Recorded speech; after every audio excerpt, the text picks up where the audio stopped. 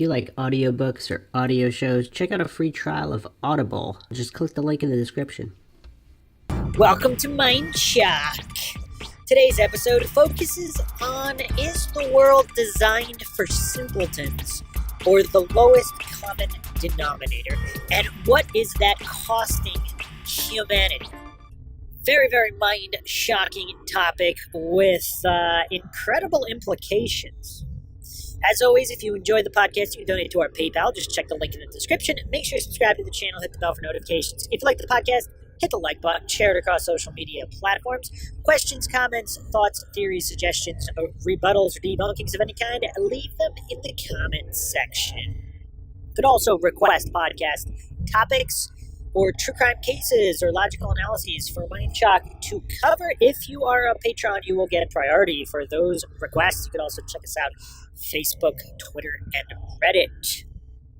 Make sure you subscribe to the channel, hit the bell for notifications.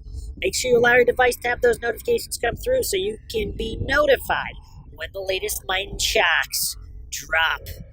And the latest, most mind-shocking topics that no one seems to want to talk about. But I, Bruce McGuire, your host, will tackle any subject in typical Mindshock fashion with logic and reason at the forefront. Not assumptions, not logical fallacies. So let's jump into this one. If you take a look at the world around you, is it really designed for simpletons or the lowest common denominator? Now, the opposite end of the spectrum would be some kind of crazy, psychotic, eugenics society where only the cream of the crop is allowed to survive. That's not what I'm talking about. I'm talking about simply adjusting a curve for humanity to improve, not lowering it. If you look at public education standards, particularly in the West, they seem to be dropping more and more. I mean, there's all this weird reverse racism or racism, however you want to call it, this discrimination where if you're Asian, you're starting at a deficit. If you're a different ethnicity, you're getting extra points before you even start the test. I mean, is this really encouraging everyone, all of humanity, to progress forward? And is it just simply too easy to be alive nowadays? In a previous podcast, I talked about the lack of rites of passage in our modern societies. And what does that mean when you have all of these supposedly functional adults who think their opinion is equal to another functioning adult, supposedly functioning adult? Is that really true, though? Because someone who's got a lot of experience in overcoming hardship or advanced mental capacity, something that puts them ahead of other people, and yet their opinions are weighed equally.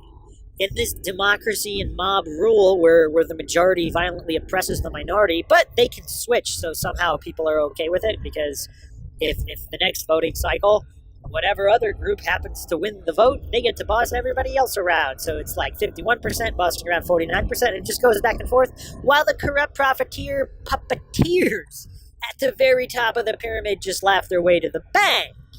And for whatever reason, the cognitive dissonant masses just have a hard time understanding that. But that's not the point of this podcast. The point of this podcast is just, is it simply too easy? I mean, you have all of, I'm not talking about allowances for the disabled. That's not what I'm talking about. Obviously, society as a whole should do as much as possible to help all of society.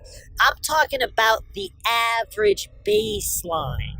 So not the very top, not the very bottom, but the baseline, what's considered average, is that for the lowest common denominator, whereas if there was just even a slightly upward trend where everything wasn't made so easy. I mean, everything from McDonald's drive-thrus where you get to poison yourself faster, where you don't have to actually enter the building and wait in line for your poison and make your order that way. You could do a drive-thru, you could order it and have it delivered.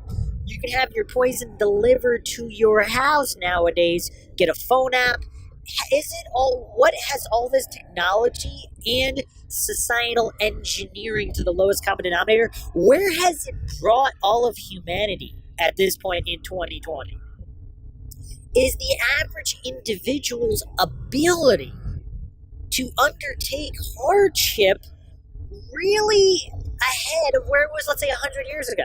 Some dock worker starving during the Great Depression is his ability, who might have had his whole family starved to death or killed, frontier times, where you had people dying of various causes, very, very, very young age.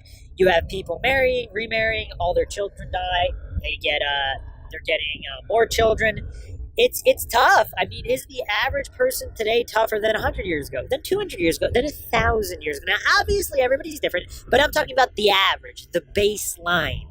If you take any 10 people, the majority of those 10, are they tougher than 100 years ago? Obviously, physically, we know physically they're probably not. I mean, there were some tough bastards walking around 100 years ago because they had to be. These corporate cubicle jobs didn't exist. You had to work outside, work with your hands, or whatever. You had to walk to work, walk to school, ride your bike. I mean, especially 100 years ago, there weren't that many cars around. It's just the average person obviously was physically very, very, very much tougher and stronger. Now, what about mentally, though? So here's where, obviously, if you look at the top 1% of humanity, there might be more mentally tough. If there's more people around, you could find more mentally tough, cream of the crop individuals today than maybe 100 years ago. But what about the average? If you took 10, the majority of those 10, which category would they fall into? I postulate that all of the eases, that not just technology, it's expectations. I mean, if you jump through a few hoops, again, this is related to rites of passage. If you haven't checked out that podcast, check it out. But not just that, because even if you don't, whether you have rites of passage or not, just the way society is engineered, is everything simply too easy? Like, if you want to survive in this world, you go get a job at McDonald's. I know I'm picking on McDonald's, but is it rightfully so? The listeners can decide. But you can get almost any kind of job if you're willing to do it. So where does that place your value as a human being? Whereas if it wasn't that easy? What if you had to struggle and starve on the street and develop some kind of craft or skill and then make it? Now, if you look at highly successful people, whether it's athletes, entrepreneurs, or various super geniuses, or musicians, other types of artists, a lot of time they live in their car, they live on the street before they make it big, because they were willing to endure. Now, that's not everybody. That's not the majority. The majority wants that easy, complacent lifetime. It's easy to be complacent where you can just go to McDonald's or go to the grocery store. Okay, let's say you're eating healthy. You can still go to the health food store somewhere nearby you if you're in a first world country. I mean, there's usually one within driving distance, or a farm of some kind, something where you could eat relatively healthy, where you don't actually have to cultivate or hunt the food yourself. If you did, wouldn't that make life a bit harder? Now, even that in place, even with how easy it is to do that, just the very nature of jobs, you can go get a government job. You can enter the military, where now, I'm not saying the military is easy. I'm saying you just follow orders. You can mentally check out and then go through the very, very hard. You have to be mentally tough, but you don't necessarily have to question much. You just do what you're told, and you'll be a good soldier, Forrest Gump style. That's the reason he was such a good soldier. So, yeah, and again, obviously there's exceptions, and obviously the people at the top need to be very, very smart, need to be very strategic, and also mentally tough. But the majority, the average, the grunt, there's just so many options in life that seemed to skew and gear towards the lowest common denominator. You have even Navy SEALs lowering their standards to have more women in the unit, or all of these things are just lowering standards in general. Even if you go to public schools, from even 50 years ago, what the requirements for physical fitness, I mean, they're getting rid of pull-ups or rope climbs, some of these things. I know not everything's different, but just anecdotal information, people that I've known, when they were kids, they had to do so much more just for the regular tests. Just the baseline physical fitness tests that now they've gotten rid of.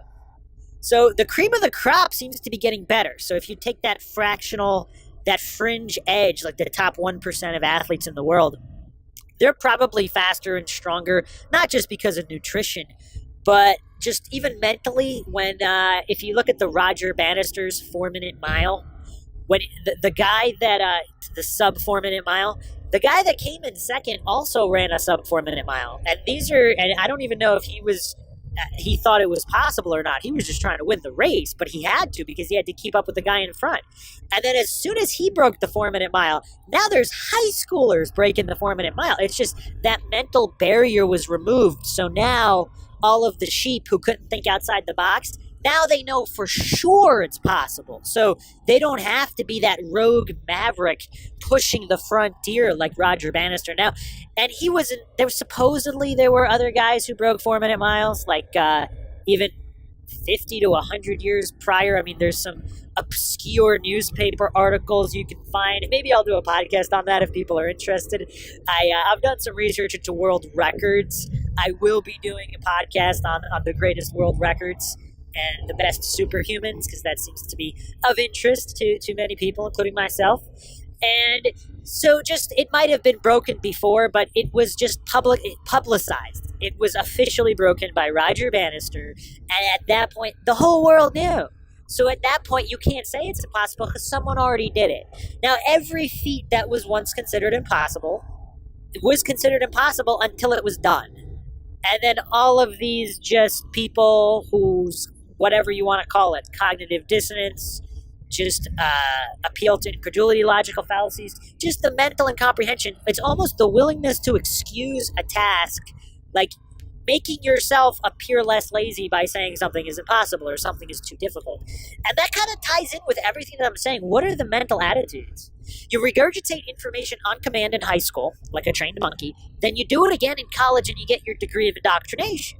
Then you get a job. I mean, this was typical in the past. Now with social media cracking, the internet, social media, making money online, all of this is cracking these doors wide open for people who are just not circus animal type mentalities, who are very, very creative, very, very smart, but they don't have that slave mentality of do as you're told and you will succeed. That seems to be indoctrinated at birth into everybody. Just be a little good boy or girl and everything will be fine. You're not allowed to determine what is right or wrong for yourself.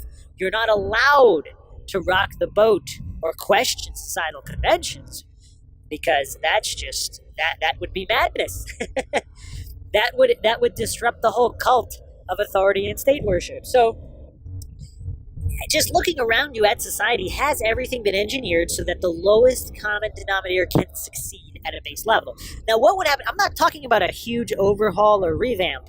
I'm talking about slight, small adjustments. What would happen if there was an upward curve of difficulty for the average baseline? So if you want to be below average, no, you could still live life exactly as you live it now. You get a job at McDonald's, all that's still available.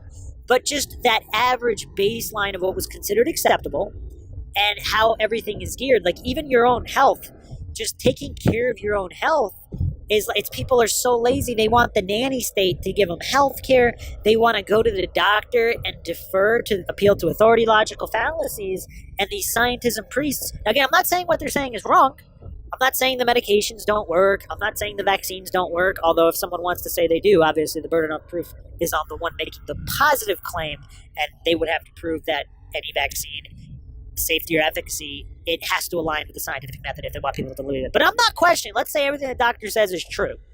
I'm not questioning that. I'm saying how lazy is just the average human individual to not question it. Doctor gives you a medication, you take it. You take the easy way out. Even medications, Advil, Tylenol. You got a slight headache? Take medication. Can't trouble sleeping? Take medication.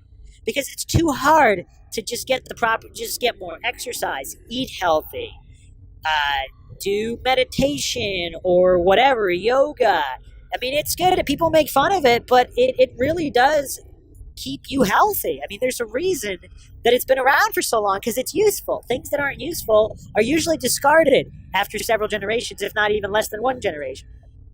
So should the responsibility, just basic responsibility like health, should that be the individuals? And then you have obviously all these the nanny state handouts, welfare programs. I'm not saying they shouldn't exist. I'm saying, should the baselines be adjusted? Obviously, there's people that really, really need help. They should be helped. No questioning there. But is that line a little bit off? where the people that are currently, if they can get on welfare or whatever, they'll get on welfare. They don't have to work or any of these things. They could just cruise through life. And it's made easy. Is it made too easy?